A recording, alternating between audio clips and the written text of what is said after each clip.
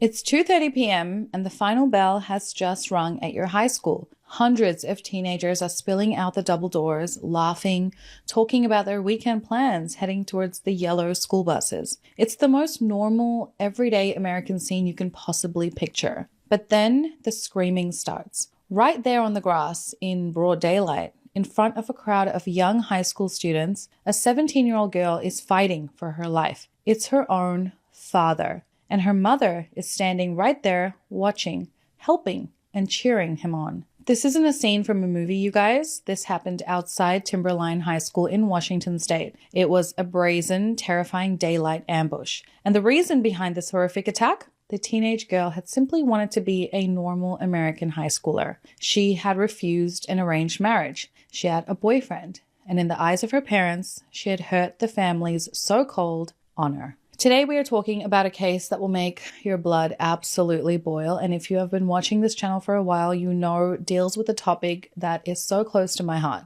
We are going to talk about the reality of honor-based violence happening right here in the West. We're going to look at the incredible, unbelievable bravery of the high school students who literally risked their own lives to save their classmate. This is the survival story of Fatima Ali.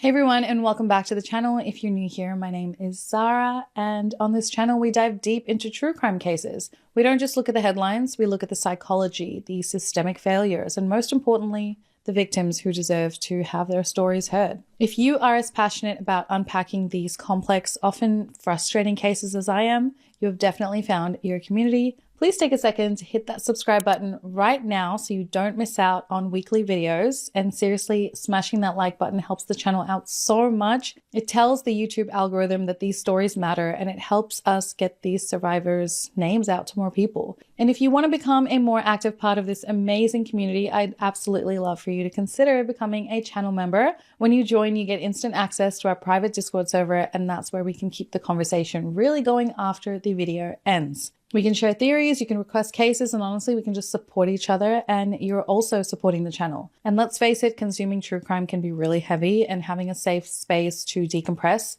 with like-minded people is everything, and especially on topics as heavy as these are. So I am there every day, and so is Jay. So if that sounds like your kind of place, just click the join button right below this video. All right, get comfortable, take a deep breath, and a quick trigger warning, because this case deals heavily with domestic violence, child abuse, and the terrifying dynamics of honor-based violence. It's a very heavy and frustrating watch. Let's break down the attempted honor killing of Fatima Ali. Let's rewind and start with looking at the environment Fatima was living in. Lacey, Washington is a suburb of Olympia. It's peaceful, it's suburban, it's the kind of place families move to for good schools and quiet neighborhoods. And at Timberline High School, you have a massive mixing pot of teenagers from all different backgrounds. At the center of our story is Fatima Ali. She was born in the year 2007 in Iraq to her parents Ihsan and Zara, and she had 3 siblings, including 1 sister and 2 younger brothers.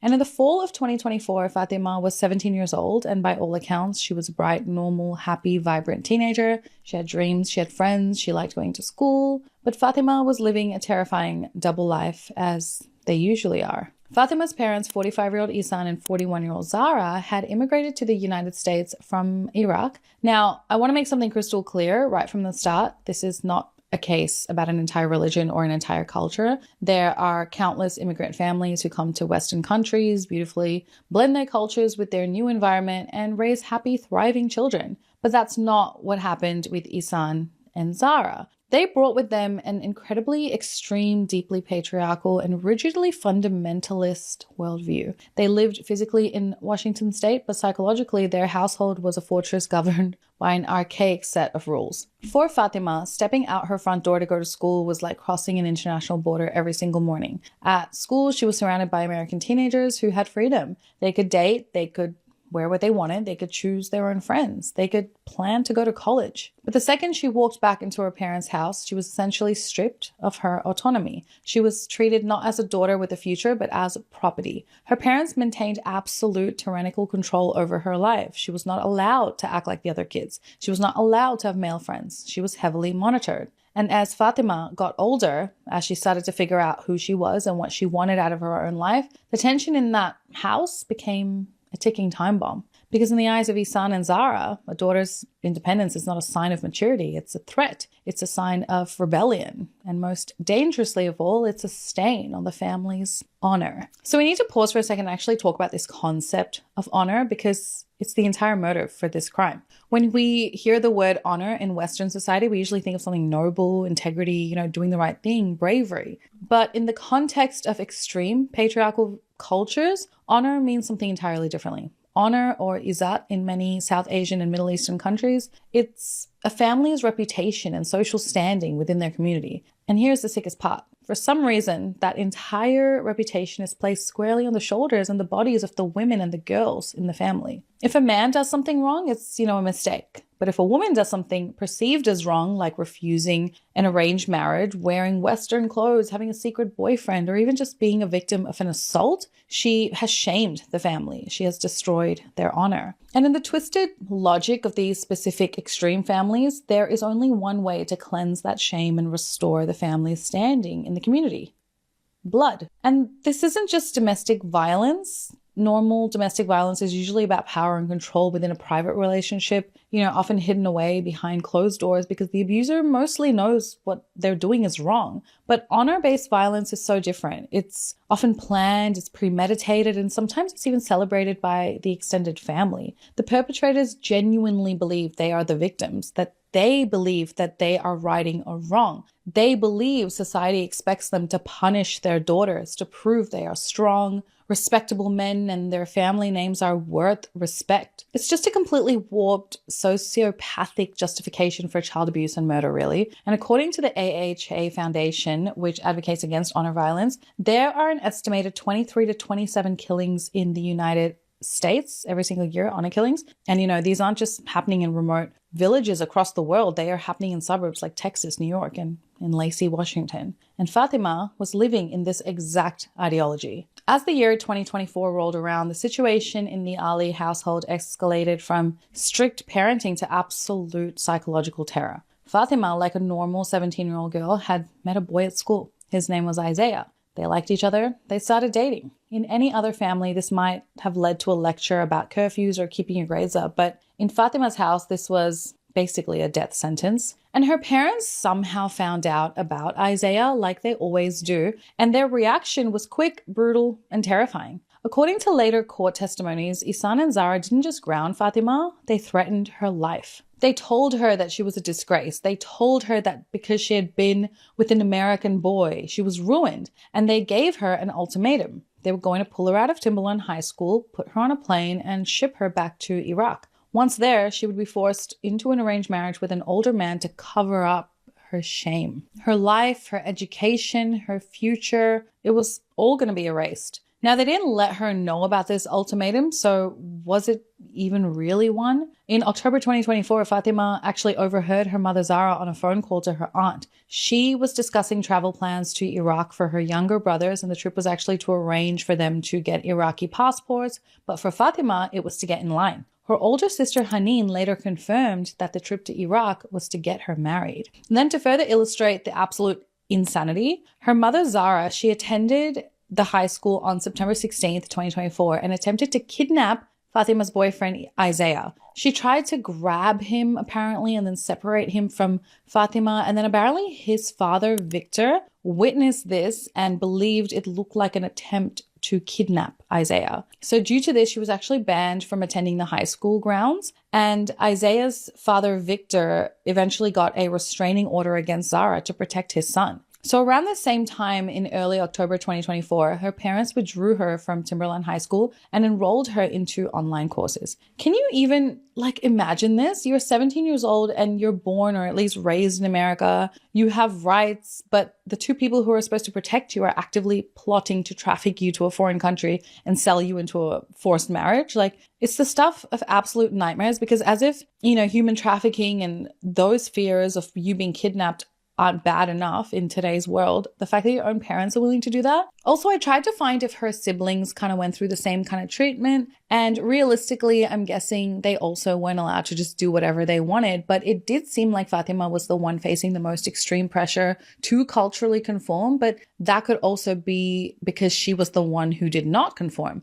But later, Fatima stated that her parents were horrible in general to their entire family. Fatima later stated in court that her sister Haneen was battling or had battled cancer, and her parents were so ashamed of her for having cancer that they would beat and hurt her during her treatment. And her youngest brother, who's only 3 years old, had autism or has autism, and Isan and Zara believed he was just acting, so they would yell at him and beat him. And I can't even fathom parents who could do this to their own children, let alone a 3-year-old, suffering. And the other brother was 4 or 5. And it's you're beating these little kids and then you're beating your child who's battling cancer. What is wrong with you? I mean, it's all alleged, but if it's true, these parents piss me off. And that's what I love so much about Fatima. She did not break. She did not just put her head down and accept this horrific fate.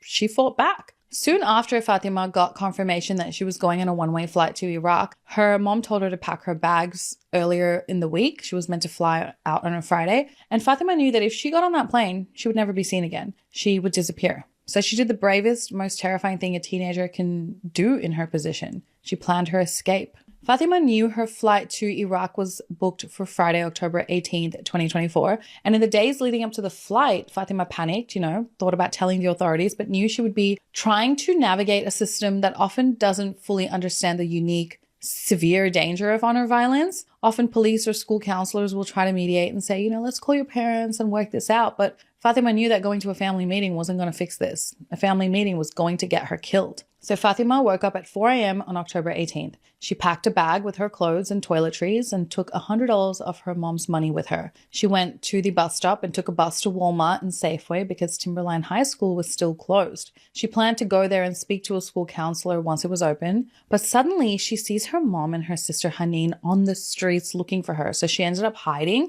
and eventually she was able to get on a bus and get to the school by 7:30, and then she went straight to her history teacher's classroom. So she spoke to her teacher, Mr. Thomas, and then she ended up going to the counselor's office, and she spoke to Miss Robinson and told her about her situation. She said she felt unsafe and that if she did fly to Iraq that day, she was never going to return. So Miss Robinson was able to lead her to a youth shelter, and Fatima could stay there, and then she was given a blanket and a computer to take with her when school finished. Despite the horrific situation she was in, Fatima still wanted to complete her online classes. If that doesn't tell you something about her, she wasn't out here trying to escape her parents because she wanted to, be with boys and party. She wanted to just finish her freaking education. Fatima stayed at school until it ended at 2 p.m. and she thought that, surrounded by teachers, security guards, and hundreds of students, she would be safe. But she was dead wrong. So let's walk through exactly what happened on that Friday afternoon, because the sheer brazenness of this attack is what makes it so mind-boggling. Isan and Zara were furious.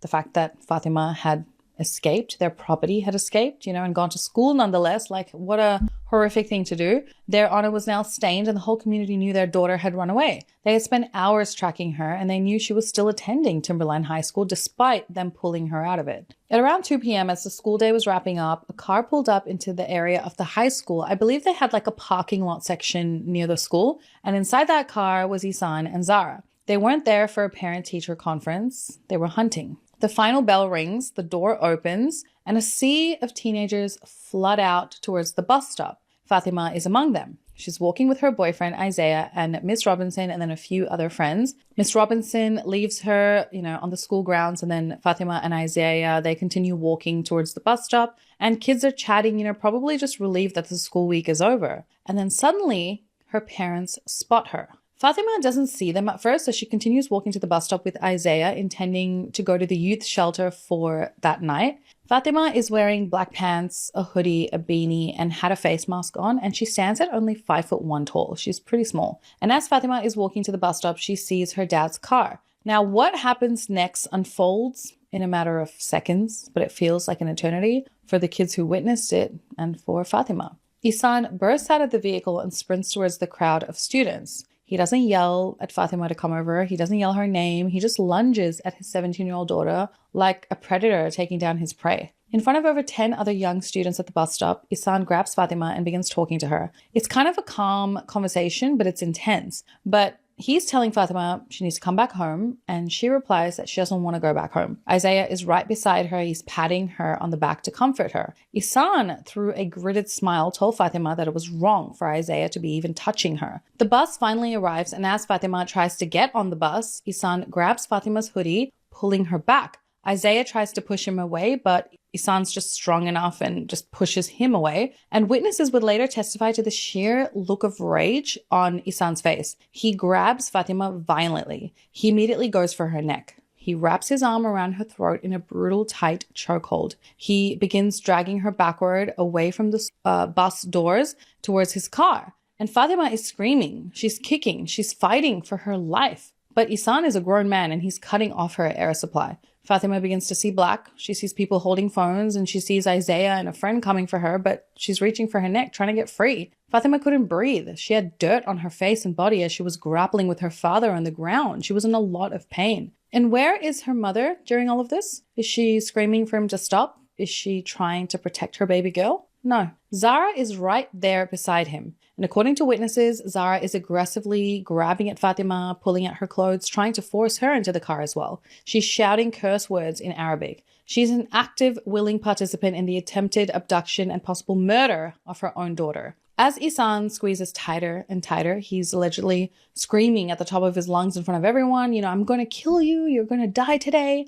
And Fatima's eyes begin to roll back. She's gasping. Her knees start to buckle. She's losing consciousness. Now, this is the moment in this story where a tragedy usually becomes a fatality, and the bystander effect is a real thing. Usually people just freeze. They pull out their phones to record, but they don't actually do anything to help. But not these kids. The students at Timberland High School are the absolute heroes of this story. Isaiah, Fatima's teenage boyfriend, sees her father choking the life out of the girl he loves. He doesn't hesitate. Isaiah throws himself at Isan. He starts throwing punches, desperately trying to break the father's grip on Fatima's throat. And Isaiah wasn't alone. Other high school kids who were just worried about math tests and football games 5 minutes ago, drop their backpacks and rush into the fight. They swarm the parents. They're pulling on Isan's arms. They're shoving Zara back. They're screaming at the top of their lungs for Isan to let go. And because of the swarm of brave teenagers, Isan's grip breaks. Fatima collapses on the ground, gasping for air. She's clutching her bruised throat, and she manages to just escape and run back into the school. And a bystander named Josh Wagner, he's able to restrain Isan and detain him on the lawn near the scene until police could arrive. Seeing that they're now outnumbered by a mob of angry, protective high schoolers and hearing the sirens approaching, Isan and Zara realize they've pretty much failed. Zara becomes hysterical, and at this point, Haneen arrives and sees her father being restrained, and then she becomes hysterical along with her mother. They're screaming that Isan is being hurt and to leave him alone. And I know a lot of people, are angry at Haneen's reaction, but I believe she's just brainwashed. The fact that she's wearing a hijab and dressed modestly, is in stark contrast to Fatima, who chooses to dress as a Westerner, meaning to me that she chooses to follow what her parents want, or she herself chooses to do so. And, who can blame her? Because technically, if she didn't, she would be facing her parents' wrath too. And I don't feel sorry for Zara, because as a mother, no matter what you've been through, once you have a child, you hold and nurture and raise that baby. How can you harm them? So Zara, no, she can piss off. The police response is massive. When 911 gets a call about a potential kidnapping at a high school at dismissal time, every available unit responds. They find Fatima hyperventilating, surrounded by teachers and her boyfriend, and she has like visible dark red marks all around her neck, classic signs of manual strangulation. And her voice is raspy and she looks terrified, but she's able to tell the police exactly who did this to her. And it doesn't take long for the Lacey Police Department to track down Ihsan and Zara. He's being detained and Zara's there screaming hysterically. So Ihsan is arrested and brought into the interrogation room. And then Zara and Haneen are actually sent back home. And Ihsan wasn't charged with murder, so he gets released that same day. And this, you guys, is where the defense strategy starts to take shape, right? A strategy that is so manipulative and so infuriating. So when the police sit Ihsan down and ask him, why he just tried to choke his daughter to death in front of 100 witnesses, he doesn't break down in tears. He doesn't ask if she's okay. Instead, he plays the victim. He tells the police that this is a huge cultural misunderstanding, and he claims he wasn't trying to kill her at all. And he says, I'm a strict Muslim father. My daughter ran away. She was being disrespectful, and I was simply trying to bring her home to discipline her. You Americans, just don't understand our culture. Zara basically echoes the exact same sentiment. She completely denies Ihsan choking her daughter, and she denies threatening her. She claims they were just trying to get their runaway teen back into the car, back home, and just talk some sense into her. So let me stop right here and let's look at this a little bit closer. They tried to use their culture. They tried to use their religion as a shield for child abuse and attempted murder. And, I find this incredibly offensive, and I know millions of people do, around the world, because strangling a 17-year-old girl until she passes out is not strict parenting. Dragging a screaming child across a lawn while threatening to kill her is not discipline. It's a violent felony in every single country, in every culture, and in every religion on this planet. Once investigators got their head around the incident, the video footage, and Fatima's testimony, Ihsan was rearrested and his bail was set at $1 million. Zara was also arrested and her bail was set at $500,000, and then they were both charged with attempted murder. But the parents pretty much stuck to their story. They banked on the idea that an American jury might be too afraid of appearing culturally insensitive to convict them. They thought they could just gaslight the justice system. But the prosecution in Thurston County were not buying it. They looked at the red marks on Fatima's neck. They looked at the fact that she had run away, terrified of forced marriage to an older man in Iraq. They listened to the dozens of high school students who heard the father scream at his daughter, "I'm going to kill you." And, I'm going to kill you can sort of be excused because you're like, it's just a figure of speech, but the fact that he had his hand around her throat, choking her till she was purple in the face, is that still, a figure of speech? Ihsan and Zara were hit with massive heavy charges. The top charge was first-degree attempted murder, and along with attempted kidnapping, assault by strangulation, and domestic violence charges. They were going to trial. The trial of W.A. versus Ihsan and Zara Ali began in August 2025, and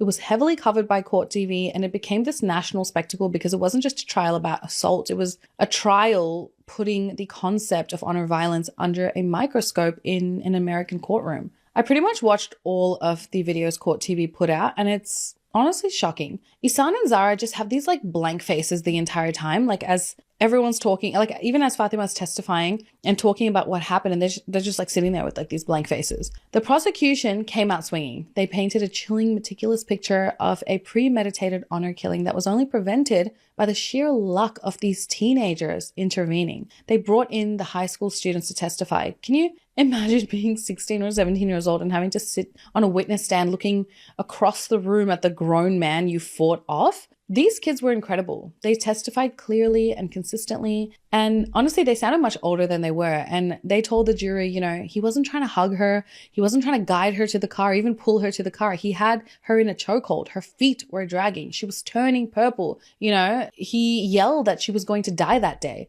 Isaiah and his father, Victor, even testified as to Zara's assault on Isaiah, how she didn't care. And Isaiah talked about how scared Fatima was of her dad and how her entire body began to shake when she realized they had come to the school. The prosecution brought in experts on honor violence. They explained to the jury that in these specific extreme cases, the parents view the child as property and that it must be destroyed as they are defective. They explained the threats of the forced marriage to an older man in Iraq. They established the motive. Fatima's independence was the catalyst for her parents to decide that she had to die. But unfortunately, the judge decided to strike any mention of honor killings or arranged marriages because he ruled that the use of those terms were too prejudicial. But the most heartbreaking, powerful moment of the entire trial was when Fatima herself took the stand. And I want you to really think about the immense, unimaginable courage it probably took for this girl to do this. In her culture, to speak out against your parents is the ultimate betrayal. She knew that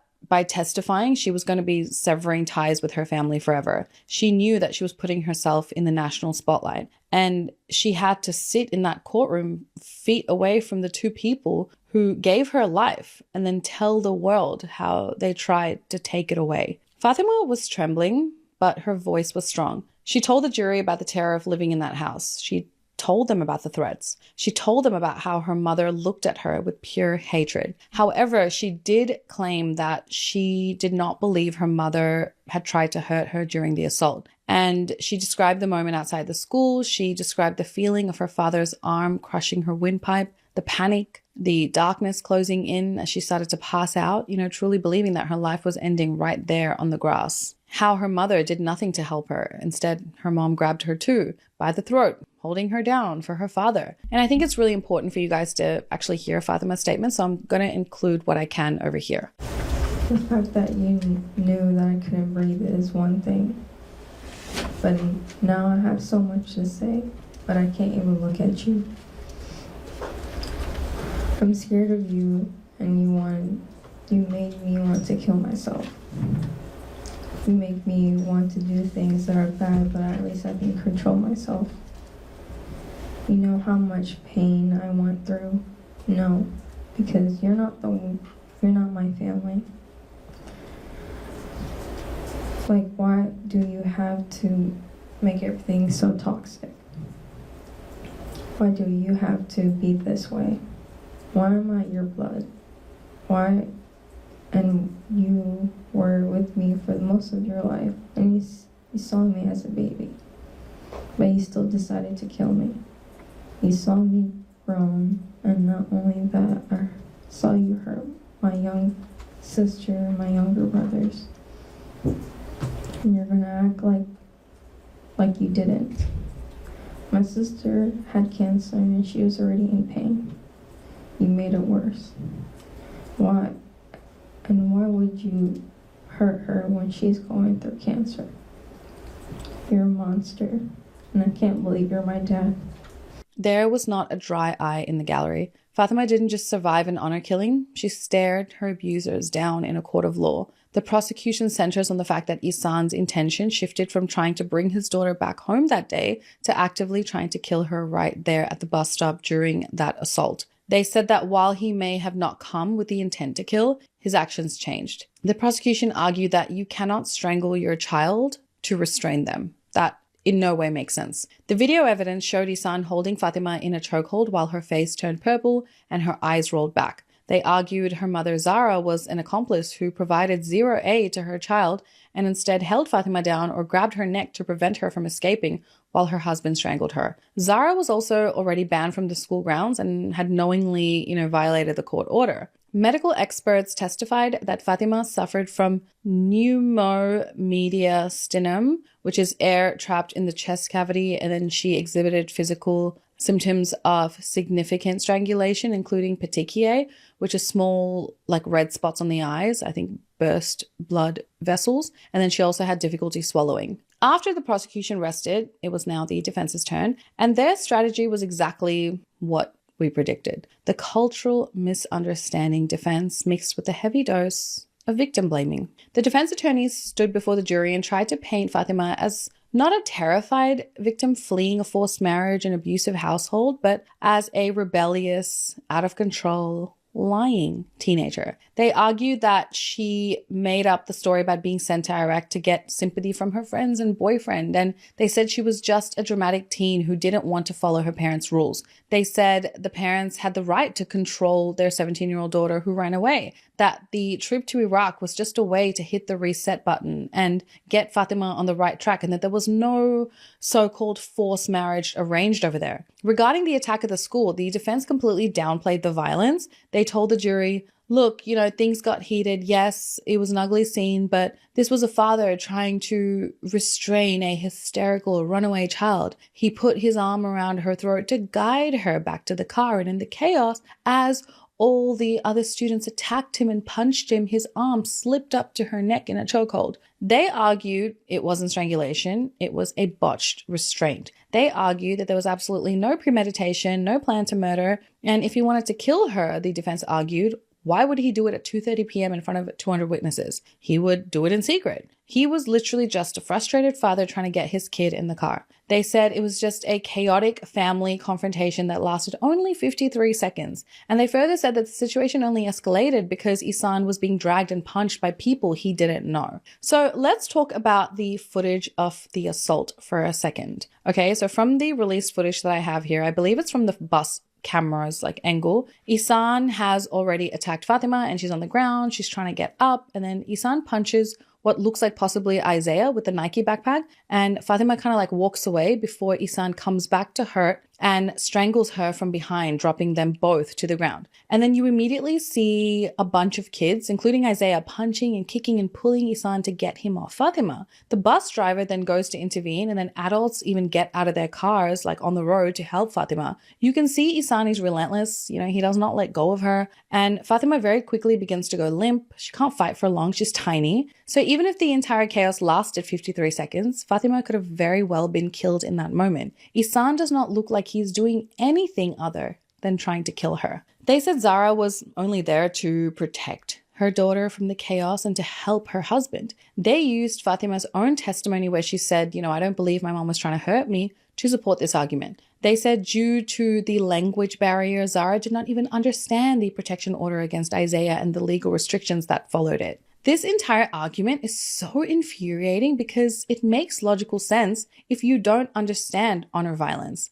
Yes, a normal murderer tries to hide their crime, but honor violence isn't about hiding. It's about making a public spectacle. When a father kills a daughter for honor, he wants the community to see it. He wants to send a message to other girls in the community. Look what happens if you disobey. He wants to restore his public standing by showing that he has control over his household, that he's the man. Doing it in front of the school wasn't a mistake or proof of lack of intent. It was the entire point. It was a public execution of her independence. But the defense just kept pounding on this idea of intent. And in Washington state law, to convict someone of attempted first-degree murder, the jury has to be convinced beyond a reasonable doubt that the defendant took a substantial step towards causing the death of another person with the premeditated intent to cause that death. The defense kept asking the jury, did he intend to kill her right there, or did he intend to kidnap her to take her home and punish her? If he only intended to kidnap her, then he is not guilty of attempted murder. It was a legal loophole.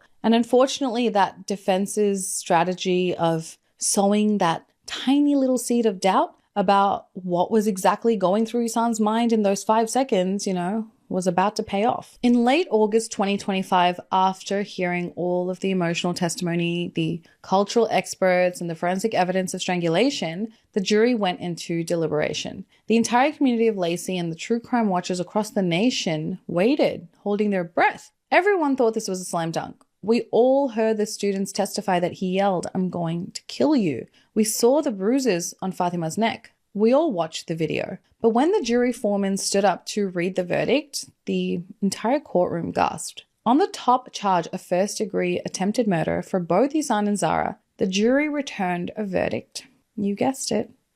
Not guilty. I remember watching this and my jaw literally dropped to the floor. How? How do you acquit a man who chokes his daughter until she passes out while screaming he's going to kill her, who doesn't let go despite 10 people pulling him off, punching him in the head? But the jury wasn't done. They acquitted them of attempted murder, but they did convict them of lesser charges. And Isan was found guilty of second-degree assault by strangulation, unlawful imprisonment, and domestic violence. And Zara was also found guilty of unlawful imprisonment and assault as an accomplice. The outrage online was immediate. People were furious. Advocates for victims of honor violence were devastated, saying that this verdict sends a pretty terrible message to immigrant girls across the country that if your parents try to kill you for honor, the American justice system might just view it as, strict parenting gone wrong. But we have to look at the legal loophole here, right? Jurors later spoke anonymously to reporters, and they said that it's not that they didn't believe Fatima. They did believe that she was abused. They did believe that she was terrified, but they got stuck on the legal definition of intent to murder because the attack was so chaotic and because the father didn't have a weapon like a gun or a knife. Some jurors felt that the prosecution didn't prove beyond a reasonable doubt that his primary goal in that exact second was to murder his daughter rather than kidnapping her to force her onto a plane to Iraq. In their minds, intending to kidnap her and force her into an arranged marriage is horrific and illegal, but it technically isn't intent to murder right there on the grass. It's a deeply infuriating nuance of the law, isn't it? The legal system demands a black and white box of intent, but honor violence operates in this terrifying gray area of control, shame, and reactive rage. So it looks like in this case, cultural sensitivities are more important than justice. Because they were acquitted of the attempted murder charges, Ihsan and Zara evaded the potential sentence of life in prison. Instead, based on the assault and kidnapping convictions, they were sentenced to significant but much shorter prison terms. On August 18th, 2025, Ihsan received a sentence to a total of 20 months in prison, but because he was in prison since the 2024 attack, he's expected to be released sometime in the first half of 2026. He was given a 10-year no-contact order with Fatima, a 24-month no-contact order with Isaiah, and 18 months of community service, a parenting class, and domestic violence evaluation. Zara received a slightly lesser sentence as an accomplice, so she got 364 days in jail, but credit for time served. So she had spent 10 months in detention during the trial. So she was released right before her sentencing even, which is a joke. She was released in July 2025. And she also had a 24-month no contact order with Isaiah. They are free. And that's the terrifying reality that Fatima has to live with. So we're left with this deeply complicated case. Yes, the parents served time behind bars. Yes, they were convicted of violent felonies and they are now registered felons, and their tight grip of control over their daughter has been permanently severed by the state. But has it really? The fact that they were acquitted on the attempted murder charge leaves a really bitter feeling. It exposes this massive blind spot in our justice system. We need judges, juries, police officers to be better trained in the specific lethal dynamics of honor-based violence. We need them to understand that a threat of forced overseas marriage and abandonment is a threat to a person's life. We need them to understand that strangulation in public is not a parenting technique. It's attempted murder. But amidst all this frustration, the shining light of this entire dark case is Fatima. Fatima is a survivor in the truest sense of the word. And in cases like this, we don't often get to speak to survivors. She stood up to a culture of silence. She stood up to her abusers. She walked into a courtroom and, spoke her truth, knowing it would cost her everything she had ever known. And because of her bravery, she's free today. She's now 18 and no longer someone's property, and she gets to decide her own future. She gets to finish her education if she wants, and she gets to date whoever she wants and live her life on her own terms. She broke a generational cycle of abuse and control, and I have absolutely no doubt that her courage has inspired other young women trapped in similar situations to seek help. And we can't forget the students of Timberline High School. To Isaiah and to every single teenager who dropped their backpack, and to the adults who threw themselves into a violent situation to save Fatima, you guys are the definition of true heroes. You didn't just pull out your phones to film it for TikTok. You acted. You saved her life. You actually give hope for the next generation, guys. I want to know what you guys think about this case. Does the jury's decision make sense to you from a strict legal standpoint, or do you think they completely failed Fatima by acquitting her parents on the attempted murder charge? How do we better protect these teenagers who are facing threats of honor violence and forced marriages in other countries while in the West? Realistically, her parents are free. Do you really think Fatima is safe? She's only 18, she would be receiving support from the state and her friends. Will her parents really obey the no contact order? Ihsan and Zara still have to care for Haneen and those two young boys who are technically still babies, 5 and 8 years old, little boys. What are their lives going to be like? Please, guys, let's have a respectful, thoughtful discussion in the comments below. Please don't talk about races and countries and attack that, because that's not what this case is about. I will be down there reading your thoughts. You know how much these cases mean to me. And if you found this case important and it opened your eyes to, a different type of systemic issue, please give this video a thumbs up. Don't forget to subscribe and hit that notification bell so you never miss a case. And if you or someone you know is facing honor-based violence or the threat of a forced marriage, please reach out to your local domestic violence hotlines. You are not alone, and there is help out there, and you deserve a happy life. The resources are also linked in the description below. Thank you so much for watching, everyone. Until next time, stay safe, stay vigilant, and look out for each other. And I'll see you in the next video. Besitos. Bye, guys.